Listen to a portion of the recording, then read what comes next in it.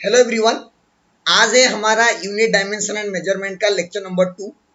पहले क्लास में basic introduction पढ़े थे कि कोई भी फिजिकल क्वांटिटी क्या होता है, कितने टाइप के फिजिकल क्वांटिटी होते हैं, उन क्वांटिटी का हम लोग यूनिट्स कैसे लिखेंगे और उन यूनिट्स को कितने सिस्टम ऑफ यूनिट्स होते हैं, एक सिस्टम ऑफ यूनिट से दूसरे सिस्टम ऑफ यूनिट्स को हम कैसे कन्वर्ट कर सकते हैं, ऑल दोज थिंग्स है ना।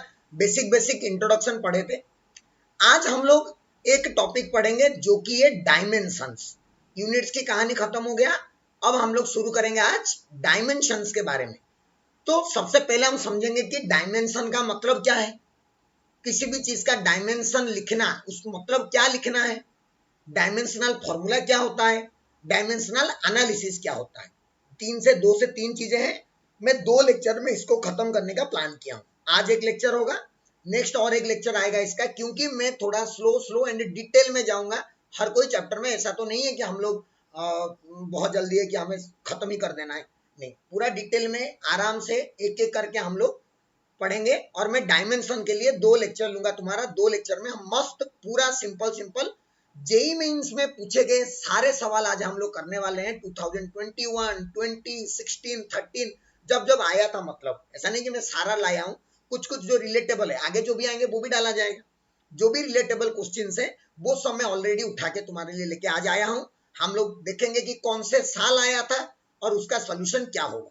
तुम सोच रहे हो कि सर जेई मेंस का ही क्वेश्चन कराएंगे, नीट का क्वेश्चन नहीं कराएंगे? कराएंगे, सबके क्वेश्चन कराएंगे, क्योंकि फर्क कुछ नहीं पड़ता है। हमें एग्जाम के क्वेश्चन देख के कॉन्फिडेंस बिल्ड करना रहता है। जब पिछले साल का कोई भी क्वेश्चन आपसे कराया जा रहा है, उसका मतलब है कि आपको कॉन्फिडेंस बिल्ड कराया जा रहा है कि see whatever you are studying, वो आपका आए हुए क्वेश्चन हैं या फिर ऐसे ही टाइप के क्वेश्चन आपको मिलने वाले हैं आगे जाके। इसीलिए that will boost your confidence कि हाँ, हम तो एंट्रेंस का पढ़ रहे हैं भाई साहब, हाँ भाई हमसे तो एंट्रेंस के क्वेश्चन हो रहे हैं। क्योंकि दैट कॉन्फिडेंस फास्ट आना चाहिए। ओवर कॉन्फिडेंस की बात मैं नहीं कर रहा हूँ। एक कॉन्फिडेंस, एक बेसिक कॉन्फिडेंस तुम्हारे अंदर, जो कि तुम्हें बोलेगा कि हाँ, मैं एंट्रेंस में बैठूंगा तो मेरे से क्वेश्चन बनेंगे। सिंपल सी बात, राइट। शुरू करते हैं हम लोग। सबसे पहले what do you mean by dimensions? Dimensions का मतलब क्या है? डायमेंशन, देखो, डेफिनेशन याद करने की कोई जरूरत नहीं है। जो डेफिनेशन को याद करना चाहिए वो मैं बोल दूंगा कि आपको ये डेफिनेशन याद करना है। बट बेसिकली आपको एक मोटा मोटा आइडिया हमेशा लेना रहेगा और उस आइडिया के बेसिस पे हमें क्वेश्चन सॉल्व करना रहेगा। कोई भी एंट्रेंस में डेफिनेशन लिखने के लिए नहीं पूछा जाता है।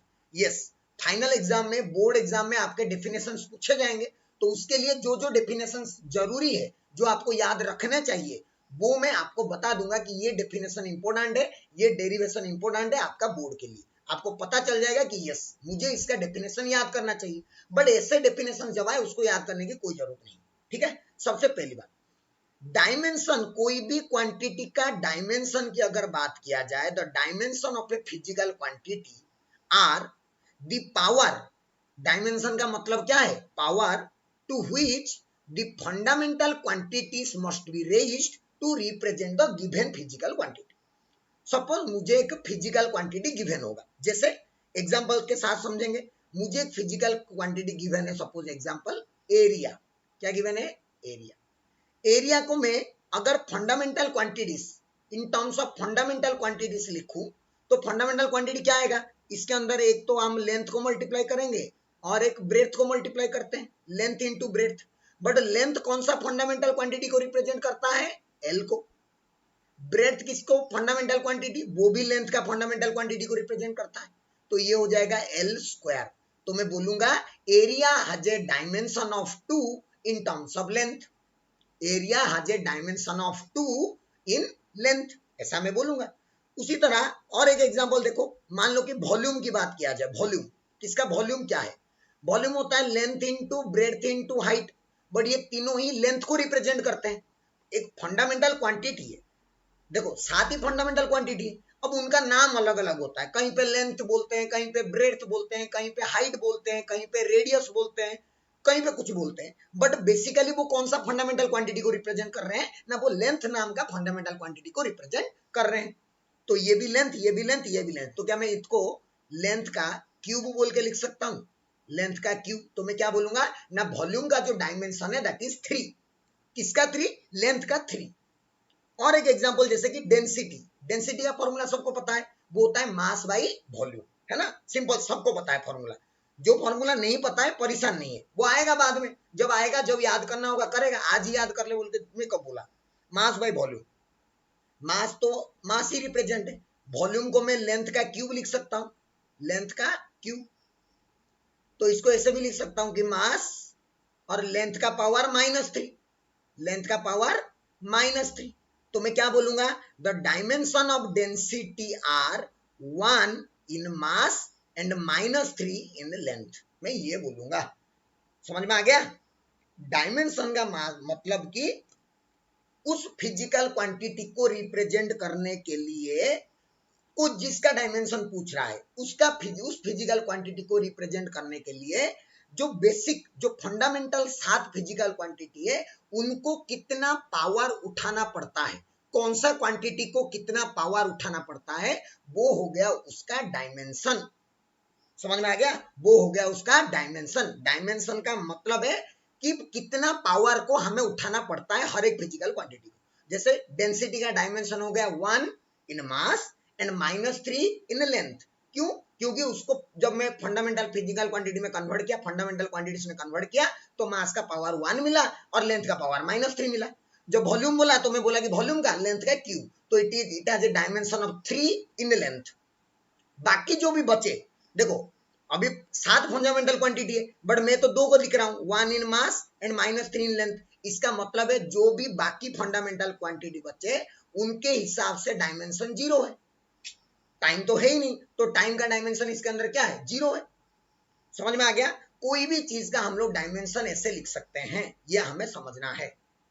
और हम लोग जो रिप्रेजेंट करेंगे, जैसे मैं लेंथ को यहाँ पे एल लिख रहा था, मास को यहाँ पे एम लिख दिया, तो वो बोल रहा है कि जो भी फंडामेंटल क्वांटिटीज है ना, उनको 1 लेटर सिंबल से हम लोग डिनोट करते हैं जनरली। और वो सिंबल क्या बोलते हैं, वो मैं पहले ही क्लास में लिखवा दिया हूँ आपको, लास्ट लेक्चर में, लास्ट वीडियो में आप देख सकते हो, उसमें मैं बताया था कौन सा फंडामेंटल क्वांटिटी का सिंबल क्या होता है। मास का एम, लेंथ का एल, टाइम का टी, करंट का एम्पियर, मोल का मोल, टेम्परेचर का केल्विन के, ये सब सिंबल्स होते हैं फंडामेंटल क्वांटिटीज, जो कि हमें पता होना चाहिए। डायमेंशन क्या है सबको समझ में आ गया। कोई भी चीज का डायमेंशन लिखना मतलब क्या लिखना, वो भी हमें समझ में आ गया। अब इसके अंदर कुछ इंपोर्टेंट नोट, कुछ इंपोर्टेंट नोट, क्या इंपोर्टेंट नोट समझते हैं। पहला नोट है कि ये जो प्लेन एंगल है, प्लेन एंगल और जो सॉलिड एंगल, ये जो दो चीज है, प्लेन एंगल और सॉलिड एंगल, इस प्लेन एंगल का यूनिट तो होता है, यूनिट होता है, क्या होता है इसका यूनिट, रेडियन।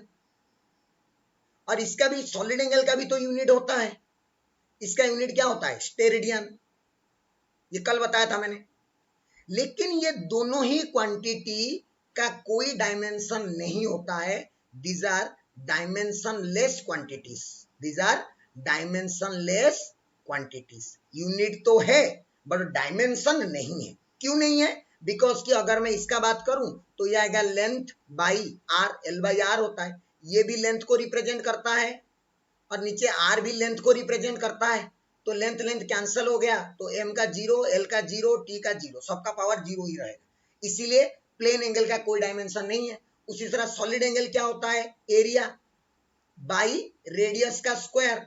एरिया मतलब लेंथ इनटू ब्रेड्थ, मतलब ये लेंथ का स्क्वायर को रिप्रेजेंट करता है। रेडियस का स्क्वायर, तो रेडियस भी तो लेंथ को रिप्रेजेंट करता है, मतलब नीचे भी लेंथ का स्क्वायर, तो ये क्या कट गया, यहाँ पे भी एल का पावर 0 आ गया। तो ये दो क्वांटिटी ऐसे हैं जिनका यूनिट है बट डायमेंशन नहीं है, यूनिट है बट डायमेंशन नहीं है, इसलिए तो इनको सप्लीमेंट्री यूनिट या सप्लीमेंट्री क्वांटिटी बोला गया था। सप्लीमेंट्री भाई अलग है पूरे, सब्सिडियरी जिसको बोला जाता है, सब्सिडी पूरे अलग है। इसीलिए एक स्टेटमेंट आपको एक बार एम्स के एग्जाम में पूछा, क्या एग्जाम में पूछा सुनो, every every quantity that has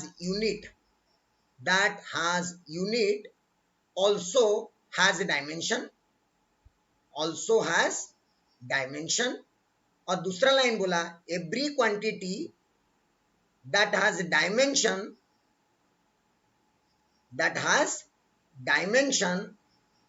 also has unit। समझ में आ गया? दो स्टेटमेंट है, कौन सा स्टेटमेंट ट्रू है और कौन सा स्टेटमेंट फॉल्स है आपको बताना है। Every quantity that has unit, अगर किसी का यूनिट है तो उसका डायमेंशन पक्का होगा, पहला स्टेटमेंट में बोल रहा है। दूसरा स्टेटमेंट बोल रहा है अगर किसी का डायमेंशन है तो उसका यूनिट पक्का होगा। कौन सा ट्रू कौन सा फॉल्स आपको बताना है। तो अभी जो हम देखे कि ये जो सप्लीमेंट्री दो क्वांटिटी है इनका यूनिट तो है बट डायमेंशन नहीं है, मतलब ये वाला स्टेटमेंट जो है वो डेफिनेटली क्या है, फॉल्स है। नीचे वाला स्टेटमेंट डेफिनेटली क्या है, ट्रू है। ये हम सबको समझ में आना चाहिए, बहुत सिंपल सी बात है। पहला नोट, ये पहला नोट है कि हर कोई क्वांटिटी जिसका यूनिट है जरूरी नहीं है कि उसका डायमेंशन हो, या हर एक क्वांटिटी जिसका डायमेंशन है उसका लेकिन यूनिट होगा ही होगा। ऐसे स्टेटमेंट्स भी पूछे जाते हैं, आपको इसीलिए बेसिक क्लैरिटी रहना चाहिए, पहला बात। दूसरा बात इसके बारे में, तो अगर कभी पे कहीं पे भी थीटा लिखा होगा तो हम लोग उसको डायमेंशन लेस मान लेंगे। अगर कहीं पे साइन थीटा लिखा होगा, कहीं पे टैन थीटा लिखा होगा, कहीं पे कॉट थीटा लिखा होगा, कुछ भी लिखा होगा, तो ये थीटा भी डायमेंशन लेस, ये भी कुछ भी, ये सारे के सारे टर्म क्या होंगे, डायमेंशन लेस होंगे। याद रखना ये सब चीजें काम में आएंगे, ये सब चीजें क्या होंगे, डायमेंशन लेस होंगे। यूज करूंगा सब कुछ, जो जो छोटी छोटी बातें बता रहा हूं प्रॉब्लम सॉल्व कराते टाइम हर एक छोटी छोटी बात आपको दिखने लग जाएगा। अगर टैन मतलब मैंने ऐसा लिख दिया, जैसे कि छोटा सा एग्जांपल, सपोज लिखा sine of kx plus 3y, ऐसे कुछ लिख दिया, तो ये पूरा जो क्वांटिटी है, ये जो पूरा साइन के साथ ये जो पूरा क्वांटिटी है, सपोज इस क्वांटिटी को मैं कुछ a से रिप्रेजेंट कर रहा हूं, तो मैं बोलूंगा कि a इज डायमेंशन लेस। पहली बात, पूरा का पूरा चीज जो है डायमेंशन लेस है। और साइन जो लिया जाता है वो तो किसी एंगल का ही लिया जाता है ना, साइन किसका लेते हैं, साइन किसी एंगल का निकालते हैं। तो साइन के अंदर जो टर्म है, कौन सा टर्म, kx प्लस 3y, ये टर्म भी क्या होगा, हमेशा डायमेंशन लेस होगा। बहुत ज्यादा इंपॉर्टेंट बात है, और ये सब पता नहीं होगा तो अच्छे अच्छे क्वेश्चन यूनिट डायमेंशन के नहीं बनेंगे, दिमाग में नहीं घुसेंगे। एग्जाम्पल कराऊंगा ढेर सारे ढेर सारे एग्जाम्पल करवाऊंगा, परेशान मत हो। तो साइन ऑफ समथिंग, कोई भी, खाली साइन बोल के नहीं, साइन कॉस टैन कोई भी ट्रिगोनोमेट्री आ गया, तो वो ट्रिगोनोमेट्री के अंदर जो चीज रहेगा अंदर, वो डायमेंशन लेस होगा। क्यों, क्योंकि वो कोई एंगल बना रहा होगा, और angle is always dimension less. और अगर डायमेंशन लेस को तुम कुछ भी कर रहे हो तो आंसर तो डायमेंशन लेस ही आएगा। तो साइन करने के बाद जो आएगा वो भी डायमेंशन लेस, और साइन जिसको कर रहे हो वो भी डायमेंशन लेस। पहला बात, ये पहला बात तुम्हें समझ में आना चाहिए। दूसरा बात क्या है इसके अंदर, दूसरा बात है कि कभी भी अगर लॉग ऑफ समथिंग दिखाई दिया, लॉग ऑफ एक्स दिखाई दिया सपोज, या फिर ln ऑफ एक्स दिखाई दिया, ऐसे दोनों तो एक ही बात है, लॉगरिथम दिखाई दिया तुम्हें कभी भी, तो इसका भी कहानी वही है कि अगर इसको मैं a लिखता हूं या b लिख देता हूं, बोलेगा सर फिर से क्या, इसको अगर मैं b लिख देता हूं तो डेफिनेटली मैं यहां भी बोल सकता हूं कि b जो है, b भी डायमेंशन लेस होगा, कोई डायमेंशन नहीं होगा, और x भी क्या होगा, डायमेंशन लेस होगा। मतलब लॉग के अंदर वाला चीज भी हमेशा डायमेंशन लेस, और लॉग करने के बाद जो आएगा वो भी हमेशा क्या होगा, डायमेंशन लेस। ये वो सारे कॉन्सेप्ट है जो कि आपको यूज होने वाला है आगे जाके। दूसरा चीज, एक और चीज है, कभी भी अगर a का कुछ पावर दिखाई दिया, a का power suppose 3x minus 2y दिखाई दिया, which is equals to c, तो यहाँ पे पावर में जो भी चीजें हैं, जो भी चीज पावर में है 3x माइनस 2y, वो भी क्या हो जाएगा, डायमेंशन लेस। और पावर करने के बाद जो चीज आएगा c, जो कि पूरा का पूरा 3x माइनस 2y, ये भी पूरा का पूरा टर्म क्या हो जाएगा, डायमेंशन लेस। ये तो a कोई भी चीज था, मैं बोला a क्यों, कभी कभी a नहीं देके a के बदले क्या दे देगा, e दे देगा, तो e का पावर सपोज कोई माइनस 3x स्क्वायर बाई 2 दे दिया, ऐसे कुछ भी, तो यहाँ पे ये माइनस 3x स्क्वायर या प्लस y भी कर दो, minus 3x square by 2 plus y, ये पूरा टर्म क्या होगा, डायमेंशन लेस। और इसके साथ साथ इसका वैल्यू अगर कुछ d है तो जो d का वैल्यू होगा d भी क्या होगा, डायमेंशन लेस। ये वो सारे कॉन्सेप्ट है जो तुम्हें अपने प्रॉब्लम सॉल्व करने में मदद करने वाला है, 2021 में ही इसके ऊपर क्वेश्चन पूछा गया है। थोड़ी देर में आएगा, धीरज रखो, थोड़ी देर में आएगा, धीरज रखो। लेकिन जो नोट्स बताता हूं ना, वो नोट्स ना अंदर की बात है, वो नोट्स ना एक्सपीरियंस से निकला हुआ है, वो नोट्स ना क्वेश्चन देख के बनाया गया है कि क्या नोट्स तुझे याद रखना चाहिए, ताकि क्वेश्चन करते टाइम ना चुटकी मारे तो बस। समझ में आ गया? नोट्स याद रहना पड़ेगा पूरा। ये नोट्स, जो भी नोट्स बताया, एंगल वाला, साइन कॉस ट्रिगोनोमेट्री दिख जाए, लॉगरिथम दिख जाए, कोई भी चीज का पावर दिख जाए या ई का पावर दिख जाए, तो हमें उसको डायमेंशनलेस कैसे कंसीडर करना है ये तुम्हें समझ में आना चाहिए। तो ये था डायमेंशन का एक बेसिक आइडिया कि डायमेंशन होता क्या है। डायमेंशन मतलब कोई भी क्वांटिटी को हम कितना पावर तक फंडामेंटल क्वांटिटीज को उठाएंगे उसके बारे में। अब हम लोग एक चीज सीखेंगे जिसको बोला जाता है डायमेंशनल फॉर्मूला। क्या बोला जाता है? Dimensional formula. क्योंकि तुम सोचो, कभी भी अगर तुम्हें बोल देगा कोई कि डायमेंशन बताओ डेंसिटी का, तो तुम्हें बोलना पड़ता था 1 इन मास -3 इन लेंथ। इतना बड़ा था। किसी का तो और बड़ा आ जाएगा, मास लेंथ टाइम सब आ जाएगा, अगर तो तुझे बोलना पड़ेगा 1 in mass 3 in length 2 in time. गाना गाते रहेगा, मतलब गंदा लगेगा कि नहीं? और हमारे पास इतना टाइम भी नहीं है करने के लिए। दैट इज द रीजन हम लोग डायमेंशनल फॉर्मूला बना दिए। डायमेंशनल फॉर्मूला क्या है ना? डायमेंशनल फॉर्मूला एक एक्सप्रेशन है जो कि which shows how and which of the fundamental quantities are required to represent the unit of a physical quantity। जैसे कि मास, सॉरी डेंसिटी, डेंसिटी को रिप्रेजेंट करने के लिए तुम्हें क्या क्या चाहिए? मास चाहिए और लेंथ चाहिए। कितने कितने चाहिए? मास का 1 चाहिए, लेंथ का -3 चाहिए। यही तो था। उसको अगर हम एक एक्सप्रेशन बना के, एक सुंदर सा चीज बना के लिख दें तो हमारा काम हो जाएगा, है कि नहीं? हमारा काम हो जाएगा। इसीलिए हम लोग डायमेंशनल फॉर्मूला बनाए, राइट? और डायमेंशनल फॉर्मूला को कैसे रिप्रेजेंट किया जाता है ना? रिप्रेजेंटेड बाई, यहां पे लिख देता हूं मैं, dimensional formula is represented by the symbol of fundamental quantities, the symbol of fundamental quantities, symbol of fundamental quantities raised to the corresponding powers, raised to the corresponding powers।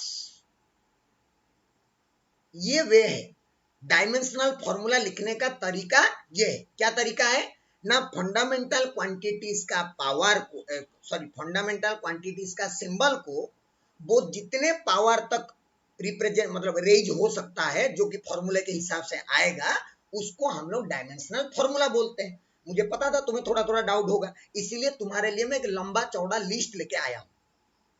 यहाँ पे क्या देखेंगे हम? फिजिकल क्वांटिटी की, कौन सा physical quantity की बात हो रही है, उसको जनरली क्या, कौन सा सिंबल उसके लिए यूज किया जाता है। हालांकि जरूर नहीं कि यही सिंबल जिंदगी भर यूज हो, अलग अलग सिंबल्स भी आएंगे। जनरली उसका फॉर्मूला क्या है, क्योंकि फॉर्मूला तो अभी तुम्हें पता नहीं है ना।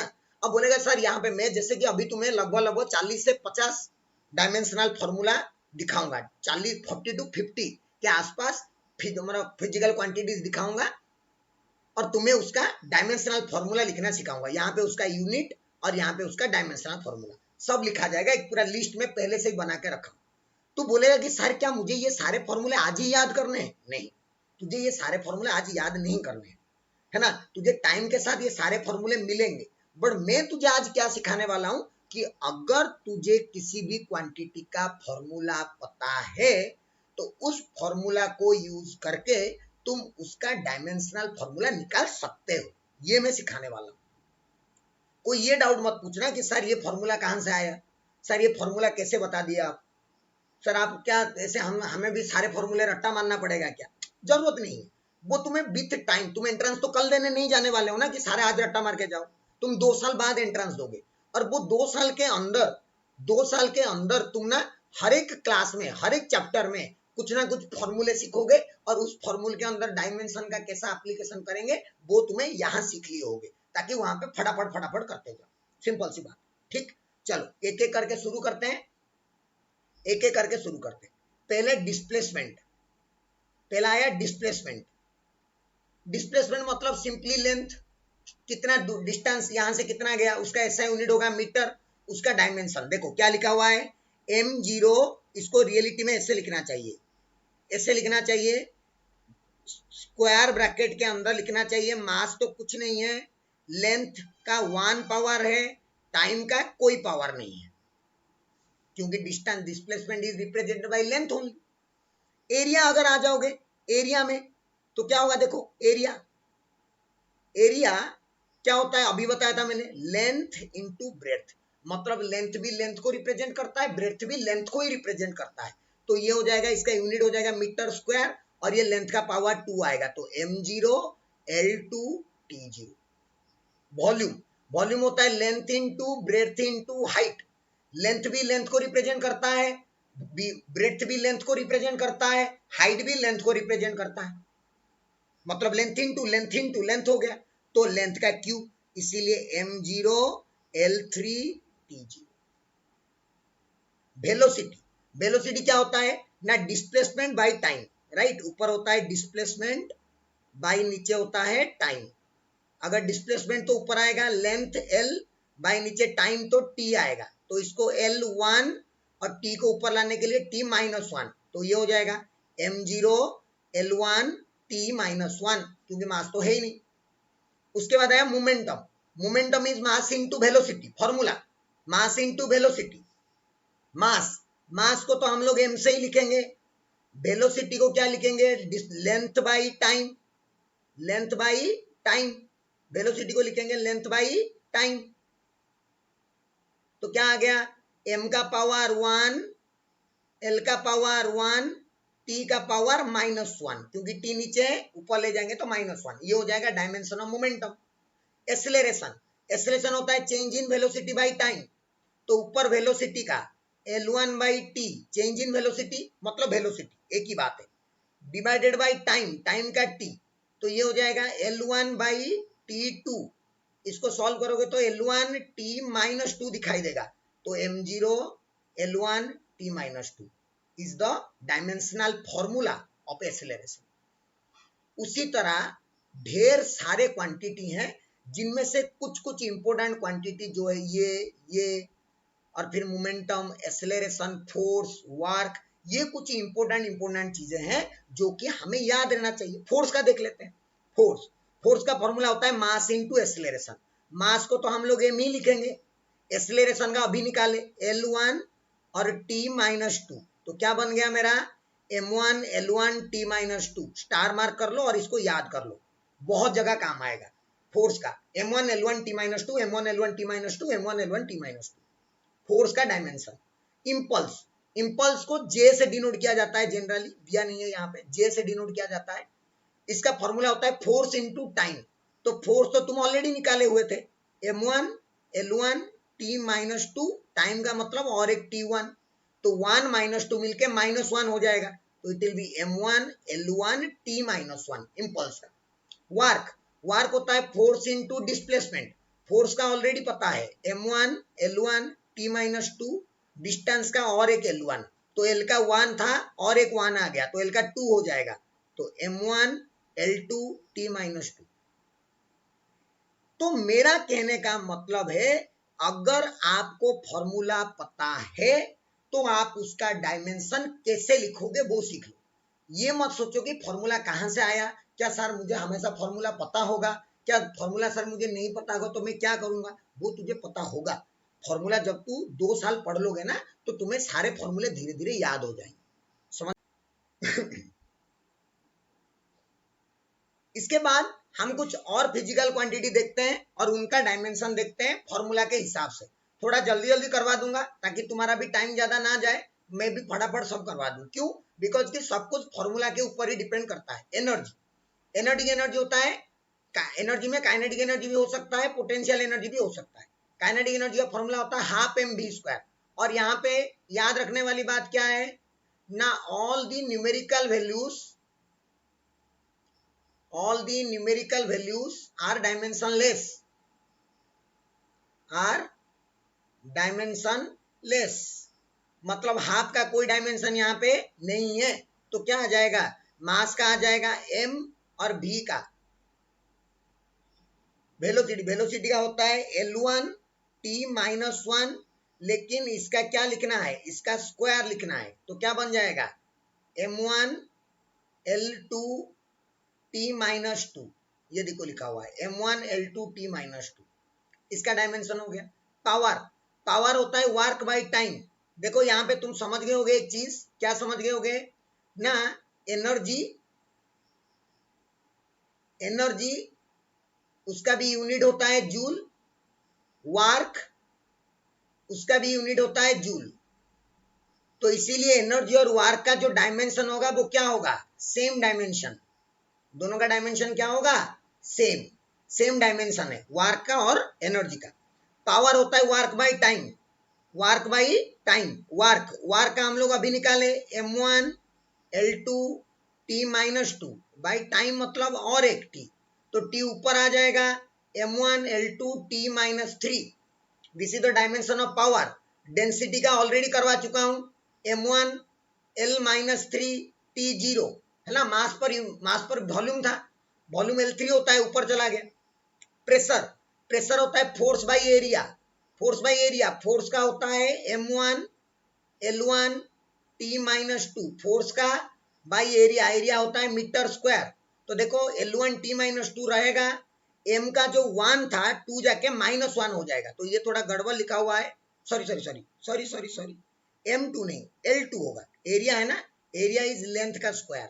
तो क्या हो जाएगा m1 L minus one and T minus two, m1 L minus one T minus two area.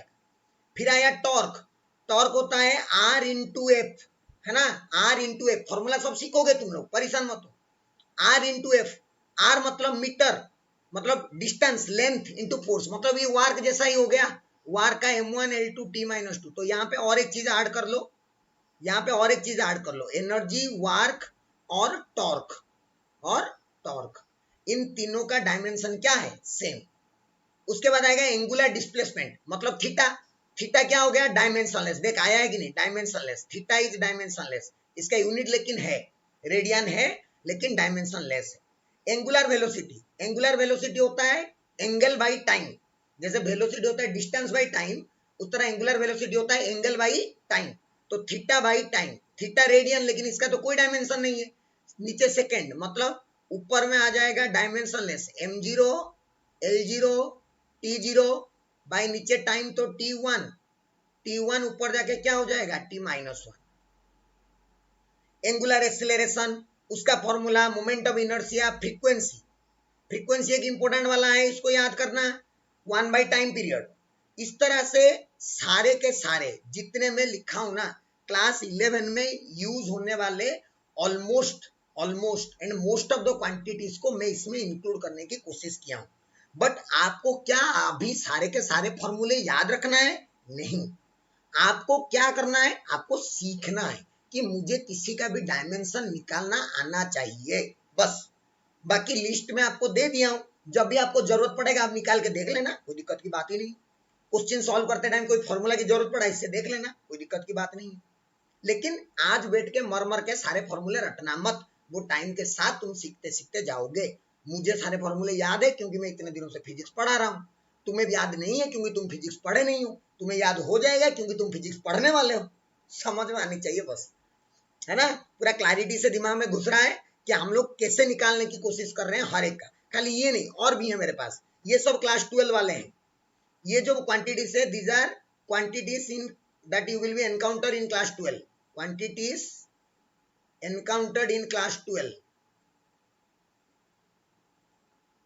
In class 12, class 12 में एनकाउंटर करेंगे ये वो सारे क्वांटिटी एक एक करके। यहाँ पे कंडक्टिविटी देख लो, है ना, कुछ कुछ तुम्हें पता होगा, चार्ज फॉर एग्जांपल, वो यहाँ पे इंक्लूडेड नहीं है एक्चुअली। चार्ज, चार्ज कैसे निकाल सकता हूं मैं, चार्ज का डायमेंशन ये एक इंपॉर्टेंट है, इसलिए मैं बता रहा हूँ। चार्ज, चार्ज का क्या है, करंट इक्वल्स टू होता है चार्ज बाई टाइम। अब समझ गए होगी, जो पूछ रहे थे ना, जो पूछ रहे थे कि सर खाली एमएलटी होता है क्या, यहाँ पे देख रहा है एमएलटी नहीं है, ए भी है, यहाँ पे देख रहा है ए भी है, इधर भी ए है, इधर भी ए है, क्योंकि करंट एक टर्म यहाँ पे इंक्लूड हो रहा है। तो अगर मैं यहाँ पे चार्ज लिखूं क्यू का, तो ये हो जाएगा आई इंटू टी, आई इंटू टी मतलब आई का एम्पियर और टी का टी।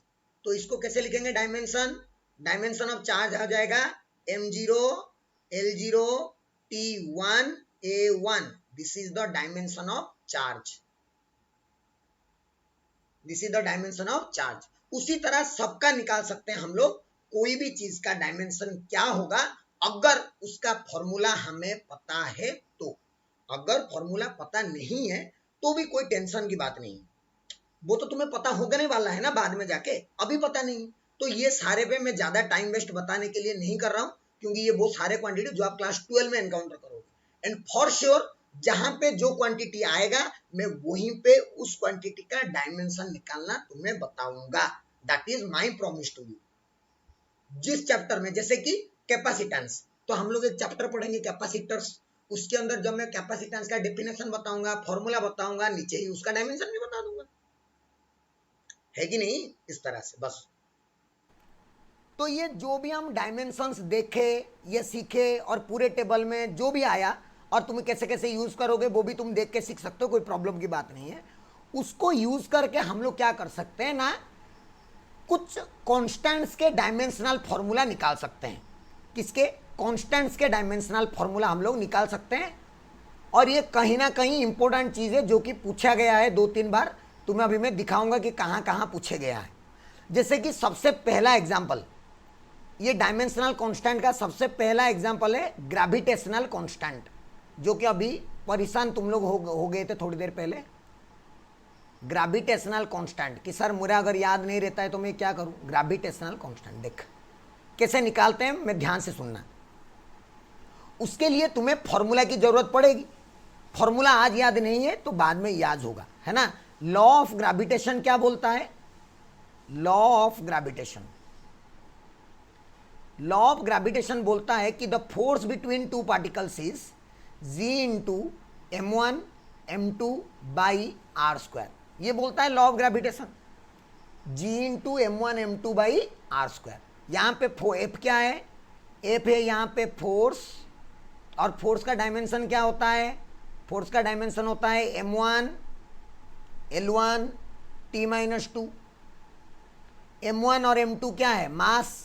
m1 और m2 दोनों मास को रिप्रेजेंट किया जाता है, तो m1 is mass, m2 is also mass. तो उनका डायमेंशन हो जाएगा m का पावर 1, l का पावर 0, t का पावर 0। r क्या है यहाँ पे? r है डिस्टेंस, डिस्टेंस है तो उसका पावर आएगा m का पावर 0, l का पावर 1, t का पावर 0। ये जो पावर 0 है ना, इनको नहीं लिखने से भी चलेगा, कोई प्रॉब्लम की बात नहीं है ना। जैसे इसको मैं खाली m का पावर 1 ऐसे भी लिख सकता हूँ, इसको खाली l का पावर 1 ऐसे भी लिख सकता हूँ। अब अगर इसमें से मुझे g चाहिए तो g को यहाँ पे रख दो, बाकी इधर क्या आ जाएगा? f into R square by m1 into m2। अब अगर मुझे डायमेंशन ऑफ g चाहिए, जिसको स्क्वायर ब्रैकेट से रिप्रेजेंट किया जाता है, डायमेंशन ऑफ g चाहिए, तो मैं यहाँ पे क्या करूँगा? सबका डायमेंशन लिखूंगा। फोर्स का डायमेंशन, फोर्स का डायमेंशन है m1 L1 T-2, फोर्स का डायमेंशन हो गया, इंटू डिस्टेंस का स्क्वायर, मतलब l का पावर 2 डिवाइडेड बाई 2 मास है, तो ये भी मास और ये भी मास। ठीक, तो क्या आ जाएगा इसको सॉल्व करने पर? इसको सॉल्व करने पर आ जाएगा g, the dimension of g is equals to, देखो यहाँ m1 m1 m2 हो जाएगा, और इधर m का 1 है, समझ रहे हो? यहाँ m1 और m का पावर 1, m का पावर 2 हो गया, इधर m का पावर 1 है, तो m का पावर 2 पर चला जाएगा तो आएगा m का पावर -1। इधर l का पावर 1, l का पावर t, तो l का पावर आ जाएगा 3, t का पावर -2, तो t का power -2। This is the dimension of gravitational constant g, and this is your answer. This is the dimension of gravitational constant g, and this is our answer. बहुत बहुत simple. Formula पता हुआ तो कोई भी constant का dimension निकाल दो। जैसे कि मोल वाला अभी थोड़ी देर पहले कंफ्यूज हो रहे थे तुम। एक होता है आइडियल गैस इक्वेशन, दूसरा एग्जांपल, इसका एक दूसरा equation, ideal gas equation is given by, ideal gas equation is given by PV equals to nRT, PV equals to nRT। ये एक आइडियल गैस इक्वेशन है ना, जिसके अंदर P जो है वो प्रेशर है, P इज प्रेशर, V जो है V is volume, N is number of moles, number of moles, R जो है वो है universal gas constant, universal gas constant, और T जो है वो है टेम्परेचर। तुम्हें यहां पे क्वेश्चन हमें पूछा जा रहा है कि find the dimension of, find the dimension of R, R का डायमेंशन निकालो।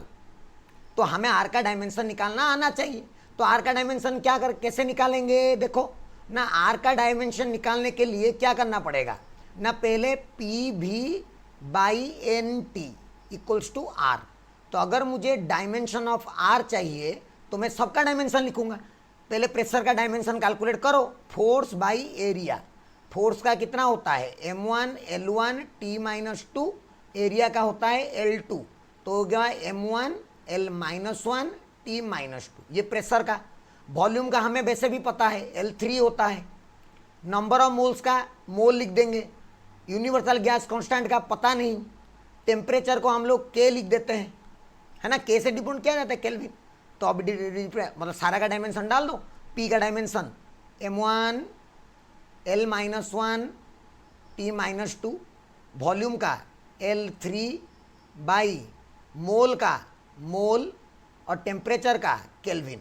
तो क्या हो जाएगा, m1 का m1 रहेगा, L का -1 और +3 मिलके 3 - 1 2 हो जाएगा। L का पावर कितना हो जाएगा 2, T का पावर -2 ही रहेगा। मोल नीचे है तो मोल ऊपर जाके मोल का पावर -1 हो जाएगा।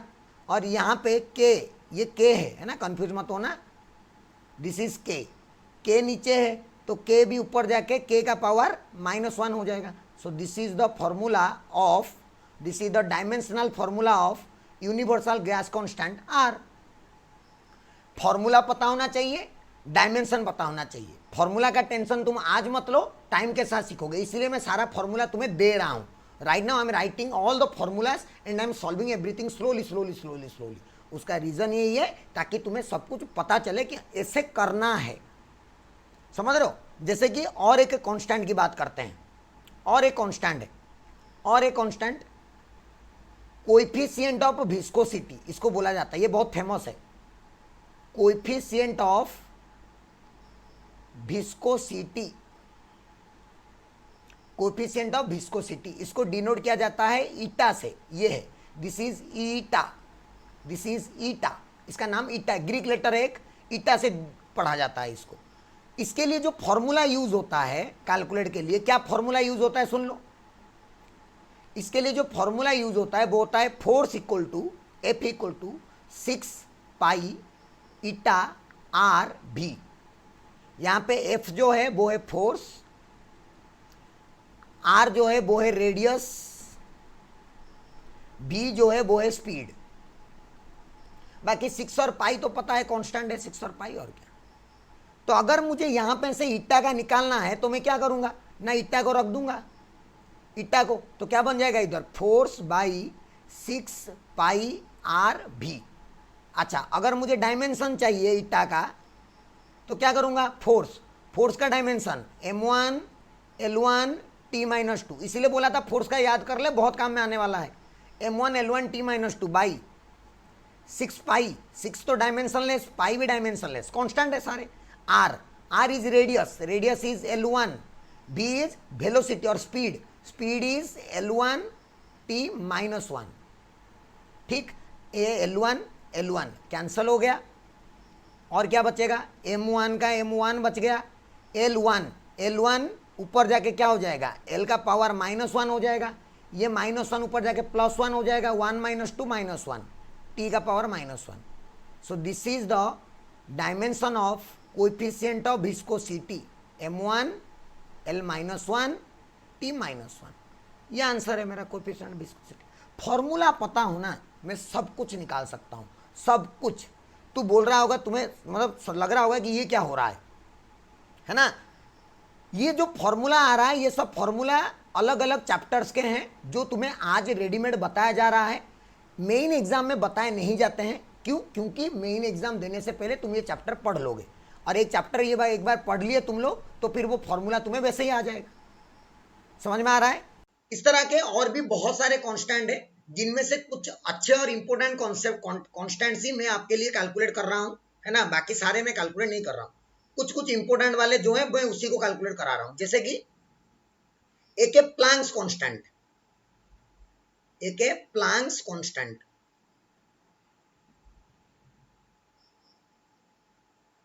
प्लैंक एक साइंटिस्ट थे, उनके नाम पे उन्होंने एक कांस्टेंट दिया था h। इसका डायमेंशन लिखेंगे तो उसके लिए हमें फॉर्मूला की जरूरत पड़ेगी। फॉर्मूला मैं तुम्हें बता देता हूं। फॉर्मूला है E equals to h into F. E क्या है यहाँ पे?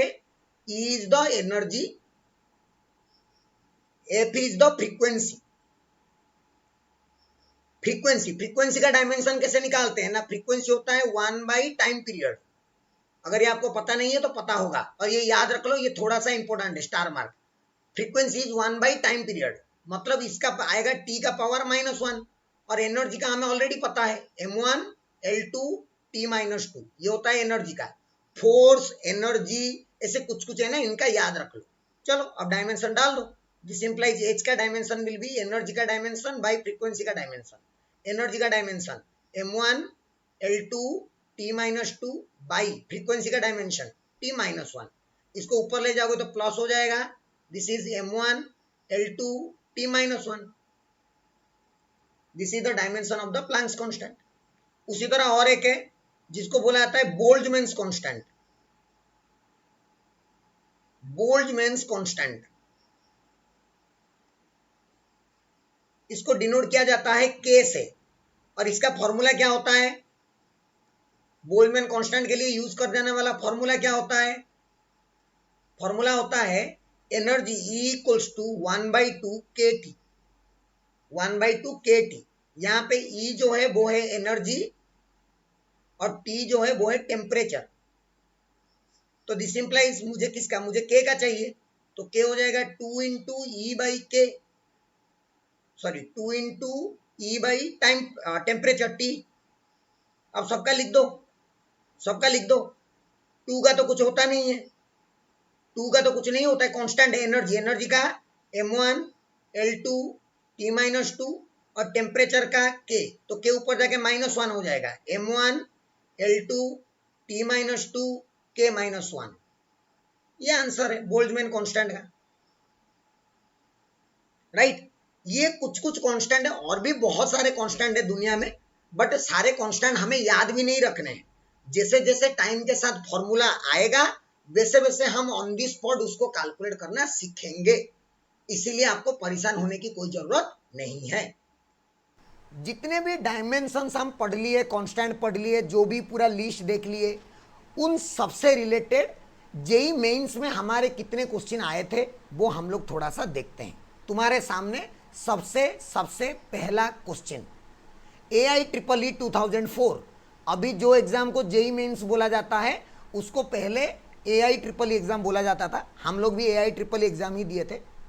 क्या पूछा है देखो, which of the following represent the correct dimension of coefficient of viscosity. ओहो हो, अभी तो बताया मास्टर ने, अरे अभी तो बताया मास्टर ने, अभी तो बताया मास्टर ने। फॉर्मूला कौन सा यूज करना है? Force equal to 6 pi eta R V use करना है, और कैलकुलेट फटाक से कर देना है। मेरे हिसाब से तो आंसर ए आएगा भाई साहब, क्योंकि मुझे याद है m1 L-1 T-1, अभी तो कैलकुलेट किए थे, हो गया आंसर। कौन सी बड़ी बात है, अगर तुझे ऑलरेडी पता होगा सिंपल सी बात तो खत्म कहानी। उसके बाद जेई मेंस 2013 जेई मेंस 2013 में क्वेश्चन आया था क्या? The dimensional formula of permittivity, the dimensional formula of permittivity of vacuum. देख के तुम्हें गंदा लग रहा होगा, मुझे पता है, क्यों तुम्हें फॉर्मूला नहीं पता है ना। मैं फॉर्मूला बता देता हूं, सुन, मैं तुम्हें फॉर्मूला बता देता हूं, तुम्हारा काम हो जाएगा। कौन सा फॉर्मूला आएगा, और ये फॉर्मूला तुम सीखोगे क्लास 12 में जाके सीखोगे। फॉर्मूला है F equals to 1/4 pi epsilon naught into Q1 Q2 by R square. यहाँ पे F जो है वो है फोर्स, Q1 और Q2 जो है वो है चार्ज और R जो है वो है डिस्टेंस, राइट। हमें क्या चाहिए, हमें चाहिए एप्सिलॉन नॉट का। दिस इंप्लाइज एप्सिलॉन नॉट को रख दो, बाकी ऊपर क्या आएगा, ऊपर आएगा Q1 Q2 by 4 pi F R square, यही तो आएगा। अब चार्ज का, तुम्हें चार्ज का तो पता होना चाहिए। अभी मैं थोड़ी देर पहले चार्ज का बताया था, क्या ना, ampere into time, ampere into time. तो चार्ज का लिख दो, Q1 के लिए लिखूंगा एम्पियर इनटू टाइम, Q2 के लिए भी लिखूंगा एम्पियर इनटू टाइम। 4 और पाई तो डायमेंशनलेस कांस्टेंट है, फोर्स, फोर्स के लिए लिखूंगा M1 L1 T-2, R square मतलब डिस्टेंस का स्क्वायर, डिस्टेंस का स्क्वायर मतलब एल का स्क्वायर, ऐसे सब हो गया। अब तो लिख दो अच्छे से, एम, एम तो और कहीं है नहीं, एक ही एम है, तो एम ऊपर चला जाएगा तो एम का पावर -1 हो जाएगा, पहली बात। उसके बाद एल, एल नीचे यहाँ पे 1, यहाँ पे 2, 3, और वो ऊपर जाके एल का पावर -3 हो जाएगा। उसके बाद टी, टी देख, टी यहाँ पे ऊपर में 1 और 1, 2 है टी, नीचे में -2 है, वो जाके ऊपर प्लस हो जाएगा तो टी का पावर 4 हो जाएगा, और ए ऊपर में 2 है तो ए का पावर 2 हो जाएगा। तो ये आ गया मेरा आंसर। चेक कर लो कौन सा ऑप्शन सही है। एम का पावर -1, एल का पावर -3, टी का पावर 4, ए का power 2। Option B, option B is the correct answer for this question. फटाफट, जिसको थोड़े थोड़े क्वांटिटीज के बारे में ऑलरेडी आइडिया, मैं जैसे बोला फोर्स का हमेशा याद कर लो, चार्ज का हमेशा याद कर लो। फॉर्मूला तुम्हें अभी मैं बता रहा हूं, बाद में तुम्हें बुक बता देगा, तुम्हें तुम्हारा चैप्टर्स बता देंगे फॉर्मूला क्या है।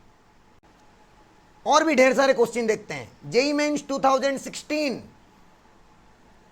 जेईई मेंस 2016 2016 क्या बोला है,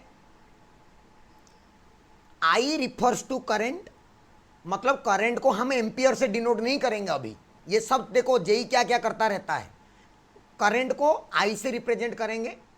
choose the option that corresponds to dimensions of electrical conductivity. ओहो हो, थोड़ा ज्यादा फॉर्मूले की जरूरत है इसमें, इलेक्ट्रिकल कंडक्टिविटी, राइट। अच्छा, कुछ कुछ फॉर्मूले बता रहा हूं, सुनना।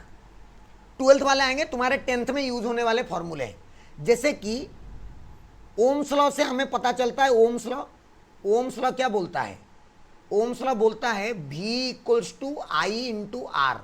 तो R इक्वल्स टू क्या हो जाएगा, V by I, I equals to V by I. V क्या है, वोल्टेज, V क्या है, वोल्टेज, जिसको हम लोग पोटेंशियल डिफरेंस के नाम में जानेंगे बाद में। वोल्टेज, वोल्टेज होता है energy by charge, energy by charge होता है वोल्टेज। फॉर्मूला का टेंशन मत ले, फॉर्मूला तू सीखेगा, अभी मैं फॉर्मूला बता रहा हूं, उस हिसाब से तेरा हो रहा है कि नहीं तू चेक कर। फॉर्म वोल्टेज, वोल्टेज हो गया एनर्जी बाई चार्ज। अच्छा, एनर्जी, एनर्जी का M1 L2 T-2 और चार्ज का A1 T1। ये तो बार बार करवा चुका हूं मैं। अगर फॉर्मूला के अंदर तुझे एनर्जी और चार्ज का लिखना नहीं आएगा ना, चुल्लू भर पानी में जाके इसे डुबकी मारना है ना, नहीं तो उधर आसपास में तालाब है तुम्हारे बहुत, वैसे भी बहुत ज़्यादा फ्लड लॉड होता है, डुबकी मारना है। अब लिख, इसको क्या लिखेगा, M1 L2 T-3 A-1। ये हो गया V का डायमेंशन, V मतलब वोल्टेज का। तो देयरफॉर रेजिस्टेंस का डायमेंशन कितना आ जाएगा, रेजिस्टेंस का डायमेंशन आ जाएगा V बाई आई। V का लिख देते हैं M1, ये जो एम्पियर लिख रहा हूं ना ये करंट है, जिसको हमें I लिखना है एक्चुअली फॉर्मूला के हिसाब से। तो M1 L2 T-3 A-1, और करंट भी नीचे है तो करंट में और एक ए, ये ऊपर चला जाएगा तो ये हो जाएगा M1 L2 T-3 A-2। ये किसका डायमेंशन आया, ये आया रेजिस्टेंस का। तू बोलेगा सर इसका क्यों निकाल रहे हैं, क्योंकि मुझे एक फॉर्मूला पता है, resistance equals to rho into L by A. Formula सबको पता होगा, R equals to rho L by A. और जो कंडक्टिविटी बोल रहा है ना यहाँ पे, ये जो कंडक्टिविटी बोल रहा है, कंडक्टिविटी, कंडक्टिविटी का फॉर्मूला क्या होता है, कंडक्टिविटी का फॉर्मूला क्या होता है, 1 by resistivity, 1 by resistivity. 1 by resistivity मतलब 1 बाई रो, और यहाँ पे रो का वैल्यू कितना है, रो का वैल्यू है R into A by L, ये रो का वैल्यू है, यहाँ पे डाल दो तो ये हो जाएगा ऊपर L बाई R इंटू ए। तो देयरफॉर अगर मुझे कंडक्टिविटी का चाहिए, अगर मुझे किसका कंडक्टिविटी का चाहिए तो फॉर्मूला क्या डालूंगा, ऊपर लेंथ नीचे R बाई ए, इसीलिए मैं R का निकाला था। और लेंथ का तो कोई दिक्कत नहीं है, लेंथ का L1 बाई रेजिस्टेंस का कितना, रेजिस्टेंस का निकालें हम लोग क्या, M1 L2 T minus 3 A minus 2 into A, ये एरिया है, दिस इज एरिया का क्या होता है L2। तो देखो फाइनली क्या आ गया कंडक्टिविटी का, M तो ऊपर चला जाएगा तो M का पावर -1, नीचे 2 और ये 2 4 हो जाएगा और यहाँ पे 1 है तो L का पावर -3, T -3 था ऊपर जाके T +3 हो जाएगा, A -2 था ऊपर जाके A +2 हो जाएगा। बट हम लोग करंट को I से रिप्रेजेंट करेंगे, है ना, वो क्वेश्चन में बोला है कि करंट को I से रिप्रेजेंट कर लो, तो क्या हो जाएगा M-1 L-3 T3 I2, current को I से रिप्रेजेंट कर रहा हूं। तो ये मेरा फाइनल आंसर है, इसको चेक कर दो कि कौन सा ऑप्शन सही है, कौन सा ऑप्शन सही है। मुझे तो सी दिख रहा है, C is the correct answer for this question, C is the correct answer for this question. Formula, it is all inside the formula में कुछ जो बेसिक चीजें हैं वो तुम्हें आना चाहिए, तभी तुम सॉल्व कर पाओगे। ये बहुत सारे फॉर्मूले जो तुम्हें क्लास 12 में सिखाए जाएंगे, सेकेंड ईयर में सिखाए जाएंगे कि ये सब फॉर्मूला, और जब ये फॉर्मूला आएगा ना, आज तुझे रेजिस्टेंस का निकालना पड़ रहा है, मैं तुम्हारे लिए रेजिस्टेंस का वैल्यू निकाल रहा हूं, क्यों, क्योंकि मैं चाह रहा हूं ना तुम कुछ सीख लो। जब तुम सेकेंड ईयर में पढ़ रहे होगे, क्लास 12 में पढ़ रहे होगे, उस दिन मैं तुम्हें रेजिस्टेंस का निकाल तो दूंगा एक बार, उसके बाद ना याद करवा दूंगा कि रेजिस्टेंस का याद कर ले भाई साहब, वोल्टेज का याद कर ले भाई साहब, टाइम के साथ याद हो जाएगा। अभी हम लोग कर रहे हैं, इसलिए 4 मार्क का सवाल है, ऐसे आसान थोड़ी है। अगले क्वेश्चन में चलते हैं, कुछ और ज्यादा हटके करेंगे और थोड़ा सा अलग टाइप का क्वेश्चन करेंगे, देखते हैं। ये आया ना बात 2021 मतलब रिसेंटली, दिस ईयर 2021 मतलब अभी जो हुआ था, लास्ट नीट का जो, लास्ट जेईई मेंस का जो एग्जाम हुआ था, फरवरी 24 फरवरी 2021 का क्वेश्चन है ये, है ना। और अच्छा क्वेश्चन है, मैं बताया था तुम्हें बार बार कि मैं जो कॉन्सेप्ट बता रहा हूं वो तेरे कैसे काम में आएंगे, सुन ले। क्या बोला है, work done by A gas, मतलब यहां पे W वर्क डन है, W क्या है, वर्क डन, लिख देते हैं W वर्क है, और वर्क का डायमेंशन क्या होता है, M1 L2 T-2, ठीक है, इतना हो गया equals to alpha into beta square, alpha into beta square, उसके बाद E। यहां पे देखो अब कॉन्सेप्ट काम में आ रहा है क्या ना, W equals to alpha into beta square, और ये E का पावर -x² बाई नीचे है अल्फा के टी, है ना। यहां पे x क्या है, x है हमारा डिस्प्लेसमेंट, x हमारा डिस्प्लेसमेंट है, और k हमारा बोल्ट्जमैन्स कांस्टेंट है। k क्या है, बोल्ट्जमैन्स कांस्टेंट, ठीक, ओके सर। डिस्प्लेसमेंट है मतलब इसका डायमेंशन होगा L1, और बोल्ट्जमैन्स कांस्टेंट तो उसका डायमेंशन क्या हुआ था, याद करो, energy by temperature, energy by temperature. तो एनर्जी बाई टेम्परेचर में एनर्जी होता है M1 L2 T-2 by temperature मतलब K-1, ये हो जाएगा बोल्ट्जमैन्स कांस्टेंट का, राइट, ठीक। अब तुम्हें जो मैं थोड़ी देर पहले पूरा स्टार्टिंग में पूरा फास्ट में इस लेक्चर का बताया था कि E का जो भी पावर रहता है वो पावर डायमेंशन लेस होता है, और पूरा का पूरा जो E वाला टर्म होता है वो भी डायमेंशन लेस होता है। सोच, इससे दो चीजें समझ के आया, हमें समझ में आ रहा है क्या बोल रहा हूं मैं। E का जो पावर होता है वो डायमेंशन लेस होता है, that means x² by alpha के टी इज डायमेंशनलेस, इसका मतलब वही हुआ पहला चीज। और डायमेंशनलेस का मतलब हम लोग डायमेंशन क्या लिख सकते हैं, m का पावर 0, l का पावर 0, t का सबका पावर 0 और क्या, इसका मतलब ही वही है। अच्छा x का डायमेंशन तो हमें पता है, क्यों, डिस्प्लेसमेंट मतलब l का स्क्वायर हो जाएगा, एक्स स्क्वायर मतलब l का स्क्वायर। अल्फा का हमें नहीं पता, बोल्ट्जमैन कांस्टेंट का हमें पता है कितना, m1 l2 t-2 k-1 हमें पता है किसका, बोल्ट्जमैन कांस्टेंट का। और टेम्परेचर का k1 ये भी हमें पता है। तो देख ये k-1 और k1 कैंसिल हो गए, ये l का 2 था और इधर 0 है, इधर m का पावर 0, l का पावर 0, t का पावर 0 है ना। अच्छा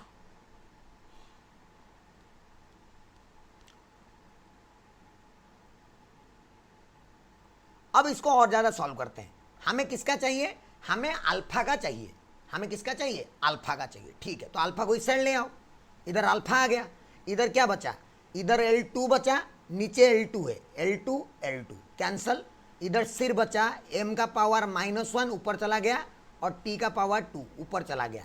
ये आ गया डायमेंशन ऑफ अल्फा, ये आ गया डायमेंशन ऑफ अल्फा। पहला चीज जो हमें पता चला वो ये था, है ना, ये वाले कॉन्सेप्ट से पहला चीज। दूसरा चीज क्या पता चला देख ना, अगर W equals to alpha into beta square और वो E का पावर जो भी समथिंग आया था, ये पूरा जो टर्म है ये तो डायमेंशन लेस है ना, मतलब बाकी जो भी बचा अल्फा इंटू बीटा स्क्वायर उसका डायमेंशन किसके साथ इक्वल होगा, वार्क के साथ इक्वल हो जाएगा, है कि नहीं। अरे ये तो डायमेंशन लेस हो गया, तो बाकी जो भी बचा ये अल्फा इंटू बीटा स्क्वायर ये इसके साथ इक्वल है, तो वार्क का डायमेंशन अल्फा और बीटा स्क्वायर का डायमेंशन से इक्वल होगा। तो मैं क्या लिखूंगा, therefore dimension of work is equals to dimension of alpha into beta square. हम अभी थोड़ा सा क्वेश्चन देख लेते हैं कि क्वेश्चन में क्या बोल रहा है। क्वेश्चन में बोल रहा है बीटा का डायमेंशन बताओ, वार्क का डायमेंशन लिख दो पहले, वो तो हमें पहले से ही पता है, क्या, m1 l2 t-2 alpha, alpha का डायमेंशन हम लोग निकाले, m-1 t2 अल्फा का डायमेंशन, बीटा का हमें पता नहीं है तो उसको बीटा स्क्वायर ही रखते हैं। अब इसको सॉल्व करना है हमें बीटा का डायमेंशन फाइंड आउट करने के लिए, तो इधर बीटा स्क्वायर रख दो, इधर m का पावर -1 था, इधर आके ये प्लस हो जाएगा तो m का पावर 2 हो जाएगा, इधर L2 था, इधर L कुछ नहीं था तो इधर L2 ही रहेगा, ये T2 था, इधर आके T-2 हो जाएगा तो T का -4 हो जाएगा। तो ये बीटा स्क्वायर का डायमेंशन आया, बट हमें किसका चाहिए, बीटा का चाहिए, तो सब आधे आधे हो जाएंगे, m1 l1 t-2, this is the dimension of beta and this is my answer. तो इसी हिसाब से चेक कर लो m1 l1 t-2 कौन सा है, that is your correct answer, m1 l1 t-2 option C is the correct answer for this question. ये वो छोटा सा कॉन्सेप्ट है जो आपको मैंने थोड़ी देर पहले सिखाया कि कभी भी ई का पावर दिख जाए तो ई का पावर भी डायमेंशन होगा। उस कॉन्सेप्ट को यूज करके हम अल्फा का डायमेंशनल फॉर्मूला निकाले, फिर पूरा का पूरा ई डायमेंशन लेस होगा, मतलब बाकी जो बचा उसका और लेफ्ट साइड का डायमेंशन सेम होगा, उसको यूज करके हम लोग ये वाला भी सॉल्व कर दिए। समझ में आ गया। तो ये था जेईई मेंस में आए हुए कुछ क्वेश्चंस, और एक क्वेश्चन है ये मैं सॉल्व नहीं करूंगा, this is the homework for you. ये भी 2021 में आया हुआ क्वेश्चन है, मतलब लास्ट टाइम February 25 को आया था जेईई मेंस में। ये मैं नहीं करा रहा हूँ, क्यों, क्योंकि प्लैंक कांस्टेंट का मैं ऑलरेडी डायमेंशंस निकालवा चुका हूँ, एनर्जी का डायमेंशन ऑलरेडी निकाल चुका हूँ, इलेक्ट्रिक पोटेंशियल जो वोल्टेज बोला अभी मैंने, वोल्टेज का भी मैं ऑलरेडी निकाल चुका हूँ आज, वोल्टेज का, और linear momentum mass into velocity इसका भी निकाल, तो सबका मैं डायमेंशन ऑलरेडी आज आपके लिए मैं फाइंड आउट कर चुका हूँ। तो आपको करना क्या है ना, सारे डायमेंशन कैलकुलेट करना है और चेक करना है कि कौन सा कॉलम से कौन सा कॉलम मैच होगा। That is the homework for you to do and solve and get the answer. I think ऐसे चुटकी में सबको आंसर मिल जाएगा, उसमें कोई टेंशन की बात ही नहीं, ठीक। So this is the question जो कि जेईई मेंस में आए थे और आज हम लोग जो पढ़े उससे रिलेटेड थे। तो आज हम डायमेंशन का कुछ बेसिक चीजें सीखे, डायमेंशनल फॉर्मूला लिखना सीखे, बहुत सारे कांस्टेंट के डायमेंशन लिखना सीखे, कैसे कैसे क्वेश्चंस को हम लोग टैकल कर सकते हैं वो भी सीखे, है ना। बाकी नेक्स्ट में हम लोग डायमेंशनल एनालिसिस उसको कैसे यूज करते हैं, प्रिंसिपल ऑफ होमोजेनिटी, बहुत कुछ चीजें हैं, लेकिन एक लेक्चर में हम खत्म करेंगे डायमेंशन का। क्लियर है। तो आज का लेक्चर इतना ही बस।